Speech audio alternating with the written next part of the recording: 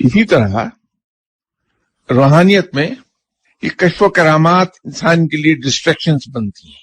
ये दो तरह से डिस्ट्रैक्शंस बनेंगी कि इंसान की समझ में आता नहीं कि मेरे साथ क्या गुजरा, मेरे हाथों क्या हो गया, ये किस मकाम की बात है, तो वो अपने आप को बहुत बड़ा वली समझने लगता है।